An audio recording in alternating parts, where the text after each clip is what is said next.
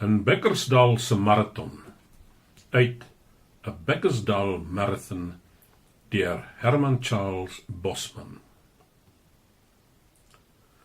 Dit het alles plaasgevind deurdat Dominee Veldhagen een Sondagoggend op die preekstoel in 'n beswyming geraak het. En ons het nie besef dat hy in 'n beswyming verkeer het nie. Dit was 'n siekte toestand wat hom op 'n vreemde en skielike manier oorval het. By elke diens het die predikant, na hy sy gedeelte uit die Bybel gelees het, vorentoe geleun, met sy hande op die reëling van die preekstoel, en toe die nommer van die gesang gegee, wat ons moes sing. Vir jare al was die manier van hoe hy die diens gelei het, presies dieselfde. Hy sou byvoorbeeld sê, ons sal nou Psalm 82 verse 1 tot 4 sing. Dan het hy toegelaat dat sy kop vorentoe sak tot op sy bors, en so het hy onbeweeglik gebly, asof hy in gebed was, tot die laaste note in die kerk weggesterf het. Nou, op daardie besondere oggend, net na hy die nommer van die Psalm aangekondig het, sonder om die verse te noem, het Dominee Veldhagen weer die reëling op die preekstoel met 'n ferm greep vasgevat en sy kop toegelaat om vorentoe op sy bors te rus. Ons het nie besef dat hy in 'n beswyming van 'n besondere ongewone aard geval het nie. Sy liggaam het regop bly staan, terwyl sy kop toegeslaan het. Dit het ons eers later uitgevind. Intussen, terwyl die orgel die aanvangsnote gespeel het, het ons begin besef dat Dominee Veldhagen nie aangedui het hoeveel verse ons moes sing nie. Maar hy sou wel sy fout agterkom, so het ons gedink, na ons vir 'n paar minute gesing het.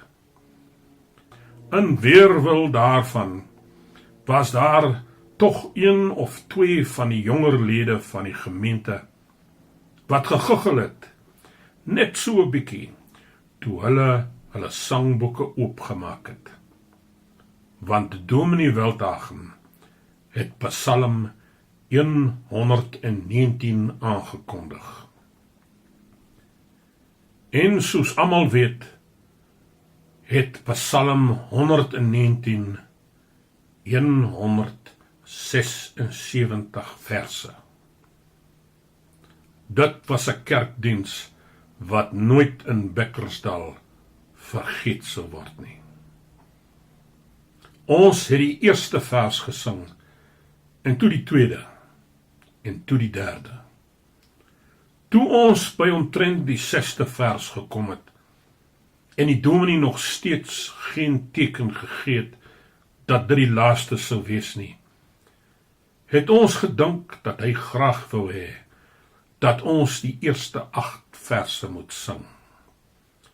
Want as jy jou gesangeboek oopmaak, sal jy sien dat Psalm 119 gegroepeer is in stelle van 8 verse elk, met elkeen wat eindig met die woord pause. Ons het die laaste note van die 8ste vers met meer as die gewone aantal draaie en krulle beëindig, doodseker dat Dominee Veldhagen sy kop sou optel en ons laat weet dat ons toe Amen kon sing. Dit was toe die orgel baie stadig en plegtig met die musiek van die 9de vers begin het, dat 'n ware gevoel van ontrusting die gemeente oorval het. Maar natuurlik het ons niks gewys wat in ons gedagtes aan die gang was nie. Ons het te veel eerbied en ontzag vir Dominee Veldhagen gehad. Evenwel, ek sal liewer nie te veel sê oor ons gevoelens, toe vers na vers gevolg het, en pauze na pauze mekaar afgewissel het nie. En steeds het Dominee Veldhagen geen teken gegee dat ons lank genoeg gesing het nie, of dat daar iets ongewoons was wat hy van ons verwag het nie. Na hulle van hulle eerste verrassing herstel het lede van die kerkraad hulself op 'n heel voorbeeldige wyse gedra. Die ouderlinge en diakens het op hulle tone op en af tussen die banke geloop, om geruststellende woorde te fluister aan daardie lede van die gemeente, mans sowel as vrouens, wat gelyk het of hulle van plan was om paniekerig te word. Op een stadium het dit gelyk of ons moeilikheid met die orgelis gehad.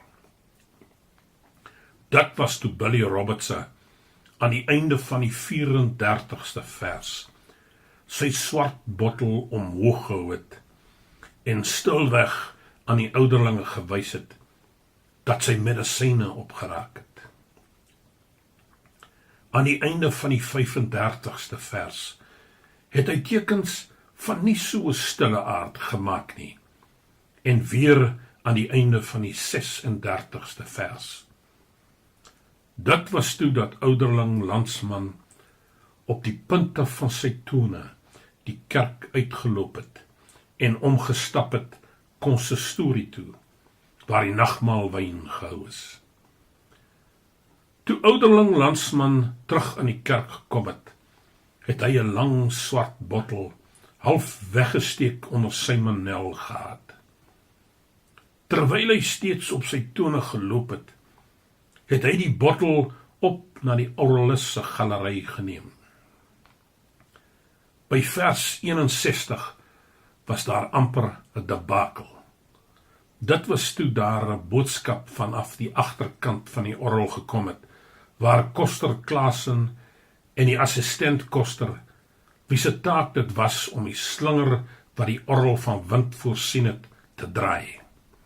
Hulle was in 'n toestand na aan totale uitputting.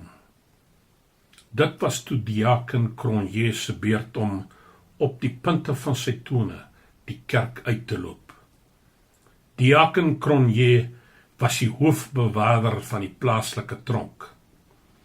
Toe hy teruggekom het, was dit met 3 frisgeboude bandiete in gestreepte truie.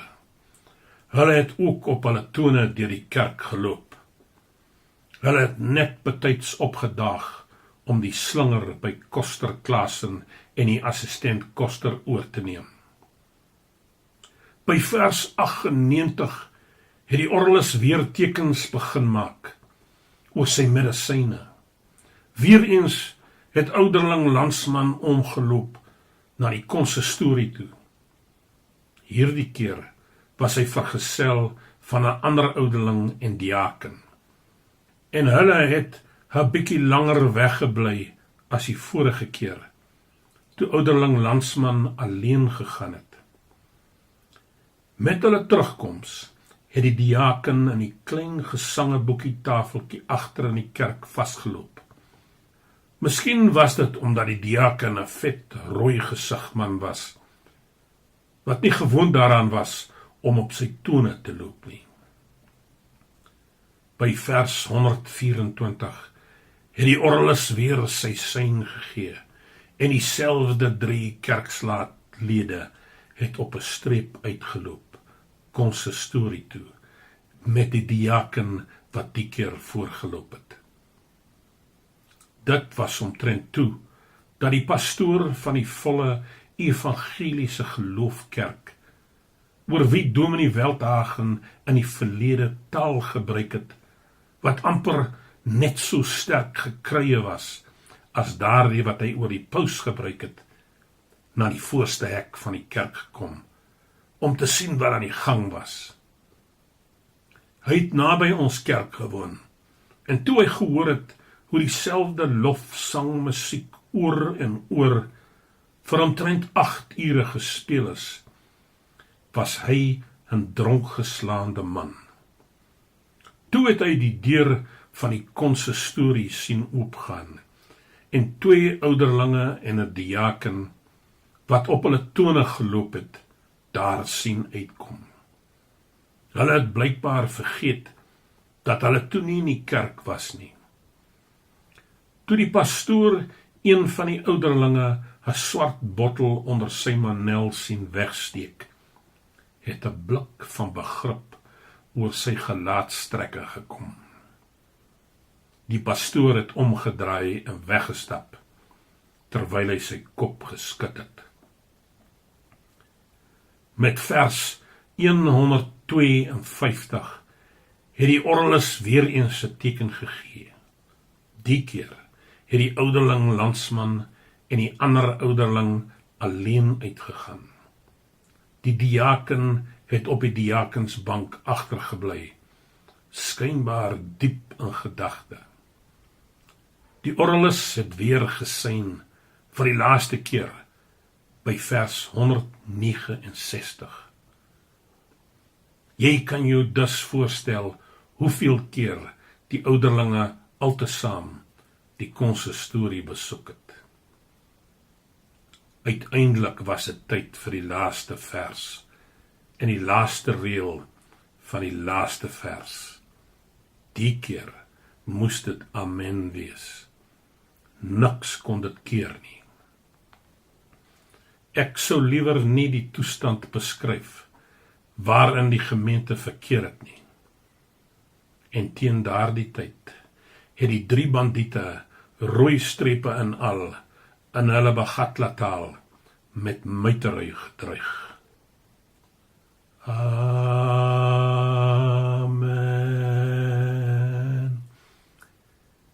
Het van wat minder as 'n 20-tal stemme hees van die gesingery opgeklink.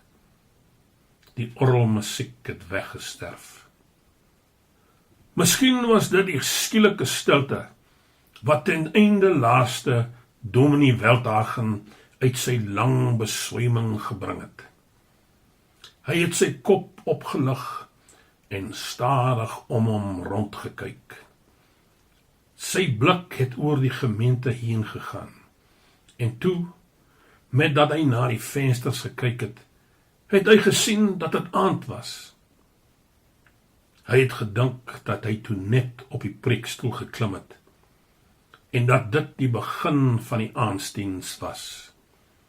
Ons het besef dat gedurende die hele tyd wat ons aan die sing was, die predikant in 'n staat van bewusteloosheid was. Weer 'n keer het Dominee Veldhagen die preekstoeltralie werk vasgevat. Sy kop het stadig vorentoe op sy bors gesak. Maar voor hy vir die tweede keer in 'n beswyming weggeraak het hy die gesang vir die aanddiens gegee.